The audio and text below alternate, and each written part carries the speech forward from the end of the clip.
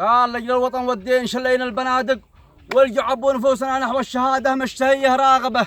يا موطني احنا شرايينك ودمك والعصب، واحنا امل شعب اليمن، واحنا اقواه الضاربة، وبسمة الطفل اليتيم اللي يتربى دون اب، وحلم امه دمعها على الخد تمسي ساكبه. عهدا علينا يا ديار العز ما يبقى ذنب، عهدا يخطه كل منا فوق مفرق حاجبه.